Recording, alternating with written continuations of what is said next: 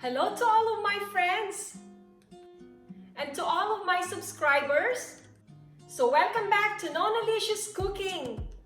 So this time, I'm gonna show you how to cook morcon. So come on, come cook with me! So, una sa lahat, I have here sliced beef. Tapos, ang gagawin po natin, we're going to flatten this. And because I don't have a mallet, wala po akong mallet. So, I'm just going to use my pestle. So, ipapound ko po siya ng ganito. I'm going to pound this meat. Kasi, it will make the beef more tender.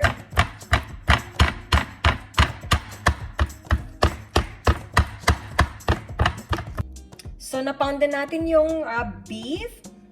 So, maglagay na po tayo ng 1/2 cup of soy sauce. Tapos, 1/4 cup ng lemon juice. 1 tablespoon ng liquid seasoning. Pero as I told you, this is optional. Kung ayaw nyo po ng liquid seasoning, it's all up to you guys. And then, mag-a-add din tayo ng ground black pepper.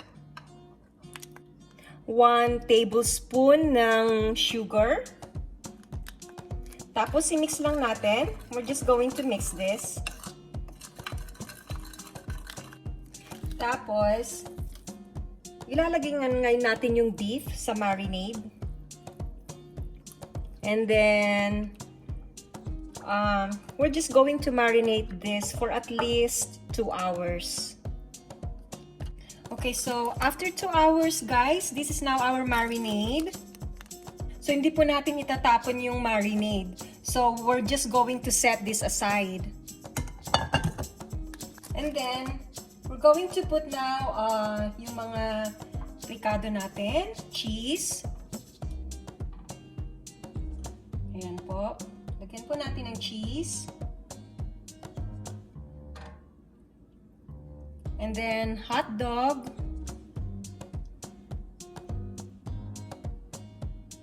Ayan.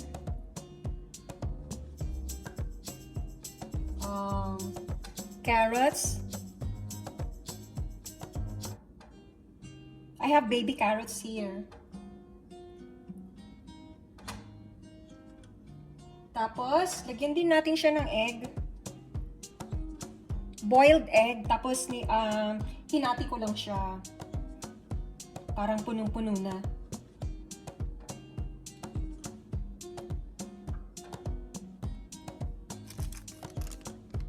So, maglalagay din ako ng pickles. So, wala po akong pickles na yung buo. So, I'm just going to use this one.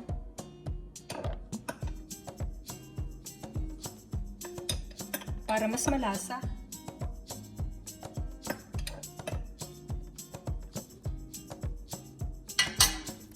Tapos, ibabalot na natin siya.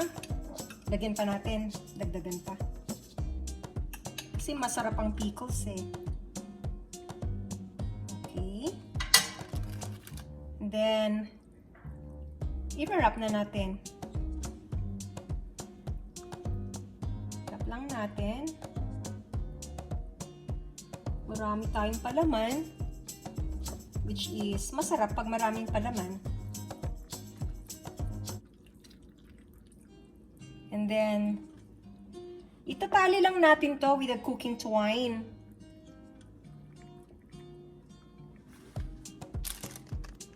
So, ganito lang ang pagtali. Okay. Pitan.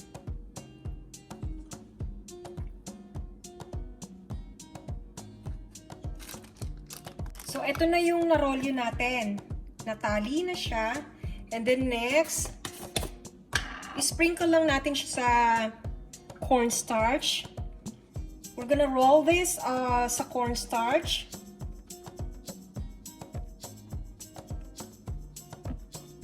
So, roll natin.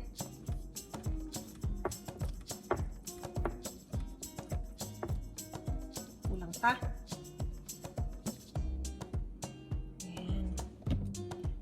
Pero I prefer kasi cornstarch para ma-seal yung moisture ng meat natin. So maglagay lang tayo ng cooking oil.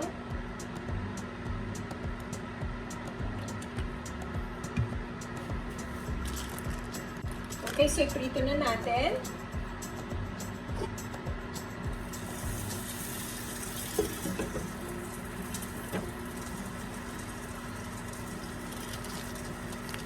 So, tingnan natin. Look at that. So, nagpo-brown na siya. So, brown all the sides. Okay, so, ito nakita natin, nag-brown na siya, no? We're going to set this aside. And, okay, so on the same pot, we're going to saute onions. And then garlic. So low fire.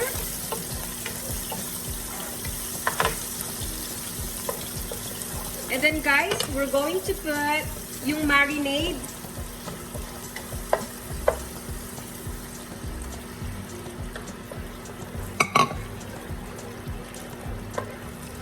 So next, lagyan natin ng tubig.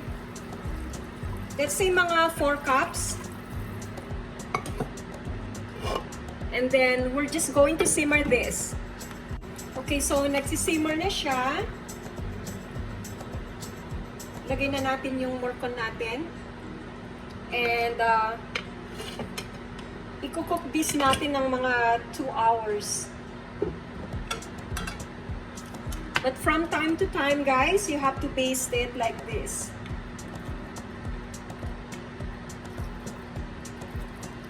So, hayaan lang po natin. We're going to cook this for 2 hours. Okay, so guys, this is now our morcon after 2 hours. And as you can see, yung sabaw natin is already reduced. So, we're going to turn off now.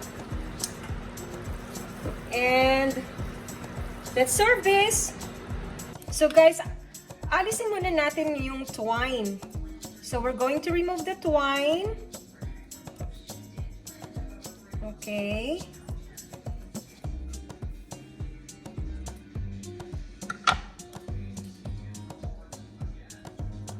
Okay, so guys, ito na slice ko na. And then remember yung sauce. So this is the sauce. Let's just drizzle this all over. And we have our morcon.